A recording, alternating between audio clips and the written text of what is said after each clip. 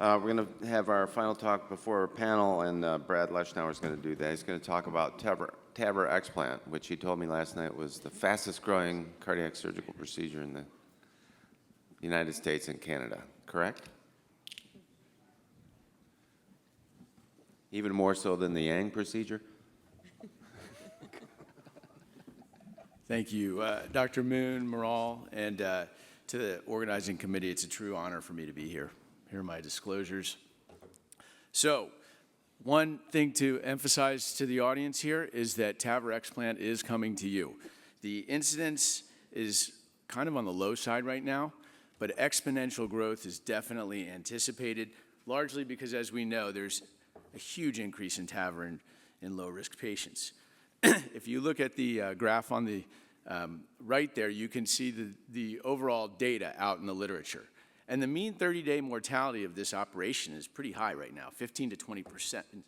But I would say things are going to get better because most of these operations have occurred now after 2019. This is a STS database study, as Dr. Moon just referenced. It is the fastest growing operation in the STS database.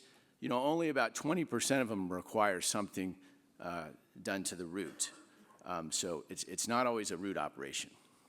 I want to highlight three technical pearls. First, your aortotomy is going to be based on what type of TAVR you are taking out. So it's higher for a self-expanding valve, as you can see in the lower picture, but if you have a SAPIEN, the balloon expandable valves, you pretty much can transect the aorta at the STJ. I would also advocate that exposure, like anything in cardiac surgery, is key. Have a low threshold for completely transecting the aorta so you can see what you're doing. As far as myocardial protection, I would advocate the use of retrograde because you don't know how long it's going to take to get access to the coronaries for direct osteal access for cardioplegia until you get that TAVR explanted. Plus, if there's a huge perivalvular leak, you'll have severe AI, et cetera.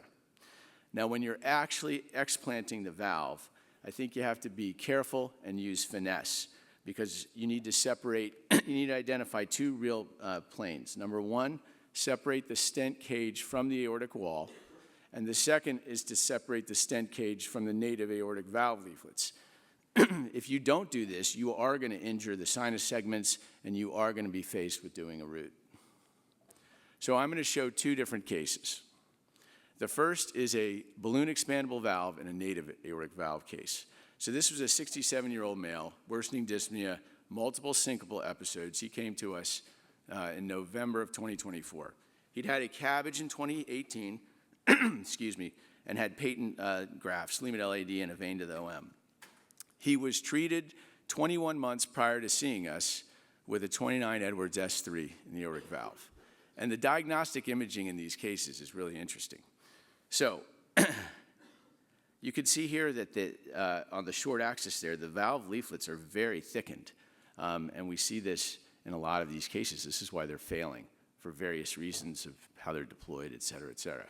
And you can see that that aortic valve is barely opening, a lot of turbulent flow and aliasing on the Doppler, mean gradient of 43 in this case.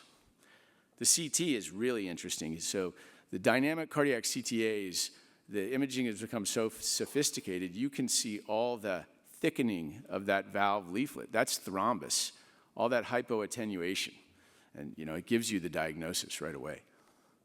So, again, a couple technical pearls. We're cross-clamped. I usually transect the aorta, I would say, to give myself the best exposure, all right?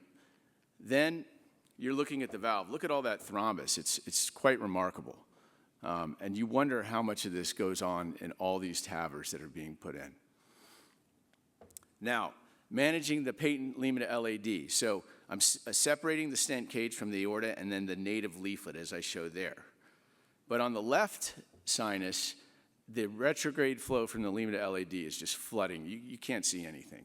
So this is actually a trick that Ed Chen taught me, which is very valuable. So I went outside the aortic root here, dissected more out, dissected out the left main carefully.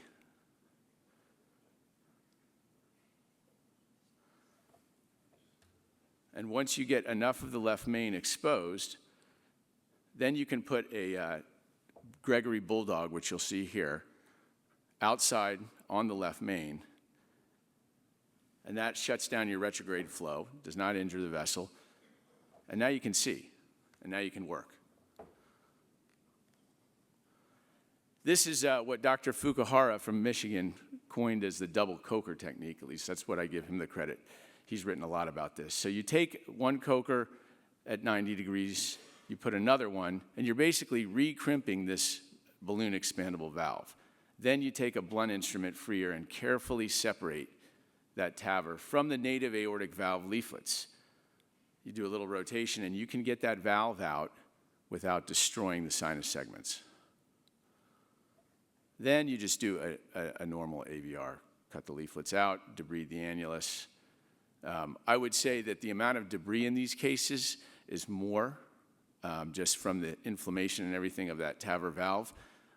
So stroke is a big concern of mine when I do these cases. You know, I usually put a sponge in the LVOT just to catch anything. So that's that. That's removing a balloon expandable valve. In this patient, we did a 27 mosaic aortic valve replacement. He did well, went home on day 7. I think that this TAVR valve was probably underexpanded from the get-go. It was pinwheeling and predisposing it to this leaflet thrombosis. The second case is a TAVR valve-in-valve explant, removing a self-expanding valve. So this was a 74-year-old lady that came to us in March, a few months ago. And she presented with stroke. Fortunately, her neurologic symptoms largely recovered.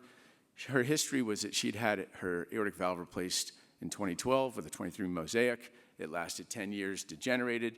She was then treated with a TAVR core valve evolute about 27 months prior to the explant. So what's key in both of these is both of these TAVR valves are failing really early. The diagnostic imaging also very interesting.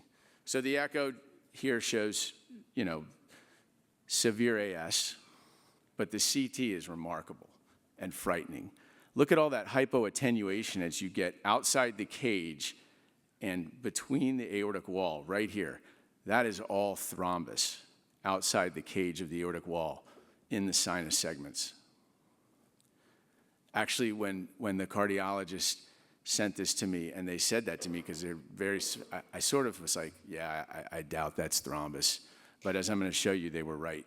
So pearls on the self-expanding. So you make a high aortotomy, and you have to separate the top of the stent cage carefully from that aortic wall. Take your time. Then you pass free silk sutures through those open cells. You remel them and pass it through a 3/8 tubing from perfusion, and you can literally recapture that valve. It's a nice technique. I think Mike Reardon sort of coined this. Now we're removing the thrombus, and the imaging was correct. I think Mark Peterson said, you know, always believe the CT. That's what happened here. That is thrombus out of the sinus segment. Now that's the mosaic. You can crimp that down with a Prolene to help you remove the valve, carefully removing the valve. And then this is subannular pannus from the aortic valve. It's cleaning out the root, just like what Ed just showed us. There's all the stuff we took out. Quite remarkable. In this patient, I could not guarantee that if leaving the sinuses in there, I couldn't get all the thrombus out. There was just no way. So I did a root here, kind of standard stuff here. We constructed a bioprosthetic valve conduit, sewing a Valus valve into a gel weave Valsalva graft. I cut the collar off here and put the stitches through the collar underneath. Here we're tying the root stitches in. I usually try and leave an aortic remnant, and then for a hemostatic suture line, run a 3/0. That goes through the aortic remnant in the graft. Here we're working on the left button, kind of standard stuff here, 5/0 Prolene.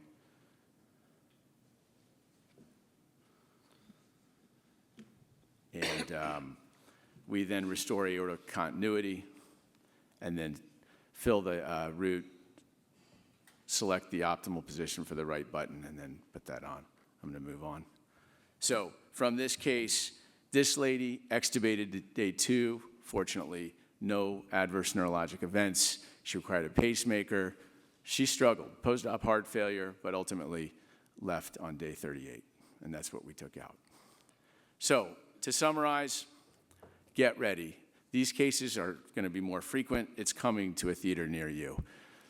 The morbidity and mortality in the literature, 15 to 20%, I think it's related to the patient, not the surgeon. Why did these patients get a TAVR over a SAVR in the first place? As we all know, the PROM scores really don't take into account all those comorbidities, but we certainly can get better. Again, exposure is key. Have a low threshold for transecting the aorta.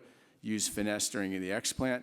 And this explant data needs to be used by the heart teams, I think Dr. Adams was mentioning this earlier, for decision-making in the lifetime management of aortic valve disease. Thank you very much. Thanks, Brad. So we've got a